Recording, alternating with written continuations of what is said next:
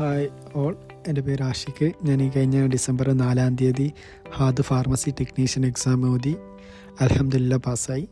A big thanks to doctor Anto sir and എൻ്റെ personal മെൻറ്ററായിരുന്ന Fousa ma'am. പിന്നെ ഈ കോഴ്സിനെ കുറിച്ച് പറയുവാണെങ്കിൽ എൻ്റെ ഒരു ഫ്രണ്ട് പറഞ്ഞിട്ടാണ് ഞാൻ ജോയിൻ ചെയ്തത്. എനിക്ക് നല്ല യൂസ്ഫുള്ളായിരുന്നു. എക്സാമിന് പ്രിപ്പയർ ചെയ്യാനുള്ള മെറ്റീരിയൽസ്, ഫയൽസ് എല്ലാം, പിന്നെ ക്ലാസ്സസും എല്ലാം പെട്ടെന്ന് എനിക്ക് മനസ്സിലാക്കാൻ പറ്റുന്നുണ്ടായിരുന്നു. പിന്നെ എൻ്റെ എക്സാമിനെ കുറിച്ച് പറയുവാണെങ്കിൽ കൂടുതലും എനിക്ക് റിപ്പീറ്റഡ് ക്വസ്റ്റ്യൻസ് ആയിരുന്നു. പിന്നെ അതിൽ തന്നെ കുറച്ച് ക്വസ്റ്റ്യൻസും കുറച്ച് ട്വിസ്റ്റഡ് ചെയ്ത ക്വസ്റ്റ്യൻസ് ആയിരുന്നു. പെട്ടെന്ന് ക്വസ്റ്റ്യൻ മനസ്സിലാക്കാൻ പറ്റുന്നുണ്ടായിരുന്നില്ല. പിന്നെ എല്ലാം എൻ്റെ ഫയൽസ്, ഇമ്പോർട്ടൻറ്റ് ഫയൽസ്, അവർ തന്ന ഫയൽസും തന്നെയായിരുന്നു കൂടുതൽ ക്വസ്റ്റ്യൻസും. പിന്നെ നിയർലി ഒരു 20 കാൽക്കുലേഷൻസ് ആയിരുന്നു. അതും ഈസി ആയിരുന്നു. ക്വസ്റ്റ്യൻ മനസ്സിലാക്കാൻ വേണ്ടി കുറച്ച് സമയം എടുത്തു. അതുകൊണ്ട് എനിക്ക് ടൈം മാനേജ്മെൻറ്റ് അവസാനം ഒന്നും കൂടി ഡബിൾ ചെക്ക് ചെയ്യാനുള്ള സമയം കിട്ടിയിട്ടുണ്ടായിരുന്നില്ല.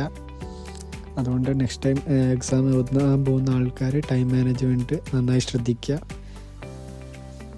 പിന്നെ ഞാൻ അബുദാബിയിൽ വർക്ക് ചെയ്തുകൊണ്ടിരിക്കുകയാണ്. അപ്പോൾ എനിക്ക് പഠിക്കാൻ വേണ്ടി കുറച്ച് സമയം അത്ര നോക്കാൻ സമയം കിട്ടിയിട്ടുണ്ടായിരുന്നില്ല.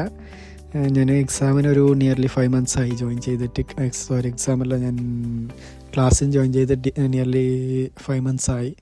അപ്പോൾ ഡെയിലി 1 hour ഒക്കെ വെച്ച് ഞാൻ ബേസിക് ക്ലാസ്സൊക്കെ കേൾക്കുന്നുണ്ടായിരുന്നു.